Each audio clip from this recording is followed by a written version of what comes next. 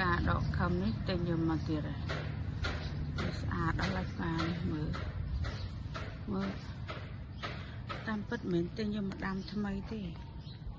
ទិញយកមកជុះអាចាស់នេះដាំទៅវាអត់ល្អហើយវាអាខ្លះទៅវាងាប់ទៅដាច់គល់ដាច់អីអស់ចឹងទៅពីមុនយើងទិញមកល្អអញ្ចឹងដូចគ្នាចឹងប៉ុន្តែដល់ពេលយកមកដាំនៅក្នុងពេលដែលយើងពងសាំងសង់ផ្ទះពងចាក់បេតុងចាក់សាបអីយើងអត់ទាន់ហើយផងហើយយើងប្រញាប់យកមករៀបចំសួនដើម្បីឲ្យវាមើលទៅស្រស់ស្អាតដល់ទឹកស៊ីម៉ងហ្នឹងវាមកវាស៊ីអាដើមផ្កាដើមអីហ្នឹងទៅវាបាច់សាចលើខ្លះទៅអីខ្លះទៅការថែទាំមិនបានដិតដល់ទៅវាធ្វើឲ្យអញ្ចឹងហើយឥឡូវទិញថ្មីយកមកជួសហើយជួសលើកនេះប្រហែលជាល្អដោយសារវាលែងប៉ះពាល់ជាមួយនឹងអាការសាងសង់របស់ជាងរបស់អីអញ្ចឹងពេលការងារយើងបើបែរមកនៅក្នុងសេដ្ឋកិច្ចសង្គមឥឡូវយើងពីមុនយើងមានលុយយកមកចំណាយលើនេះលើនោះប៉ុន្តែយើងអត់មើលក្តាប់សភាពការឲ្យបានឲ្យយល់ពីអ្វីដែលយើងត្រូវធ្វើអ្វីដែលយើងត្រូវចំណាយហើយយើងយកមក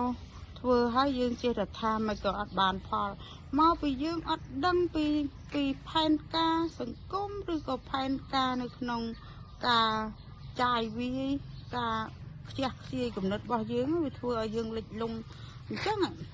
ហើយឥឡូវម្នាក់អ្នកណាក៏និយាយដែរពីរឿងសេដ្ឋកិច្ចពេលខ្លះចំណូលយើងវាតិចទេតែយើងខ្ចីធនាគារយើងខ្ចីនេះខ្ចីនោះដើម្បីពង្គ្រប់